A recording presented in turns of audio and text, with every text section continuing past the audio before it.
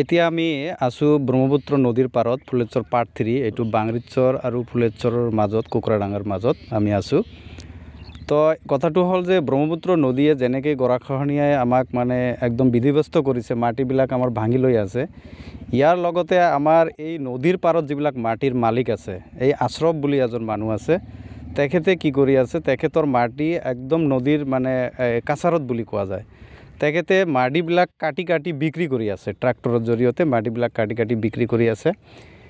এইবোৰ লৈ আমি কেইবাবাৰো তেখেতক আমি অনুৰোধ কৰিছোঁ, ইয়াৰ মাটি কাটা ট্ৰাক্টৰবিলাককো আমি অনুৰোধ কৰিছোঁ যে আপোনালোকে এনেকৈ মাটিটো নাকাটিব, যিহেতু নদীটো ভাঙি আছে, নদীৰ পাৰবিলাক আপোনালোকে কাটি আছে, ষ্ট্ৰেংথটো কমি আছে।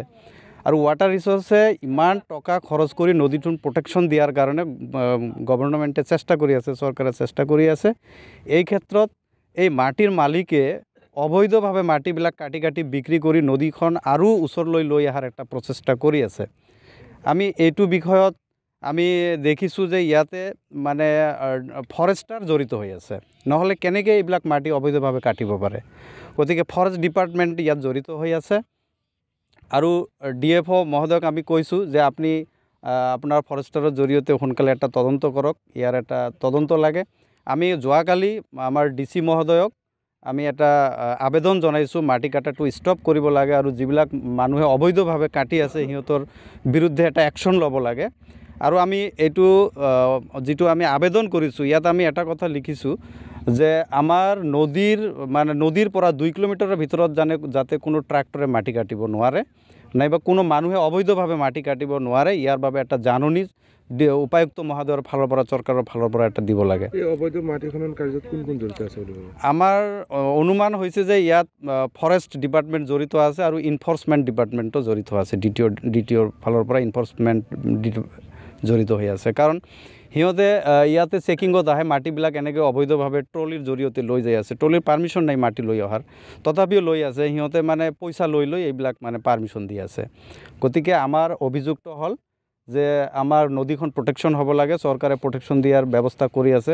এই কিছুমান মানুহৰ মানে পাৰ্চনেল ইণ্টাৰেষ্টত নদীখন মানে লৈ আহিব মাটি কাটি কাটি, এইটো ষ্টপ কৰিব লাগে, এইটো আমাৰ মানে আবেদন। এইটো বন্ধ নহ'লে কেনেকুৱা পৰিস্থিতি হ'ব? এইটো যদি বন্ধ নহয়, আজি আমি DC মহোদয়ক আমি এটা অনুৰোধ জনাইছোঁ, এটা আপিল কৰিছোঁ, আবেদন জনাইছোঁ। তেখেতে আমাৰ বিশ্বাস আছে নিশ্চয় ইনিচিয়েটিভ ল'ব, আৰু যদি নলয় তেনেহ'লে আমি ইয়াৰ বিৰুদ্ধে গণতান্ত্ৰিকভাৱে আমি প্ৰচেষ্টাও ল'ম, আন্দোলন যি কৰিব লাগে কৰিম, আৰু আইনীভাৱে লাগিলে আমি কোৰ্টতো যাম। এনেকুৱা মাটি খান্দিলে মানে নদীটোৰ পৰিস্থিতি কেনেকুৱা হ'ব? নদীটোতো আপোনালোকে চাইছে ভয়াৱহ অৱস্থাত। ইয়াৰ পৰা 1 কিলোমিটাৰহে DC অফিচ, আৰু আমাৰ যিটো বৰ্ডাৰ ৰোড ছাবমাৰ্চ হোৱাৰ এটা অৱস্থা হৈ আছে।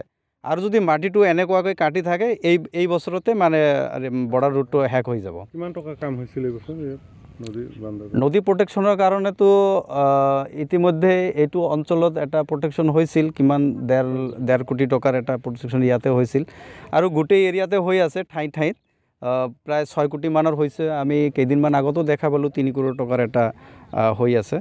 গতিকে চৰকাৰে যেনেকৈ ষ্টেপ লৈছে ধন্যবাদ জনাইছোঁ চৰকাৰক, কিন্তু আমি অনুৰোধ জনাইছোঁ DC মহোদয়ক এইটো ষ্টপ কৰিব লাগে, অবৈধভাৱে মাটি কাটাটো ষ্টপ কৰিব লাগে, আৰু মাটিৰ মালিক যিবিলাকে কাটাৰ কাৰণে চেষ্টা কৰে সিহঁতৰ বিৰুদ্ধে আইনী ব্যৱস্থা গ্ৰহণ কৰিব লাগে।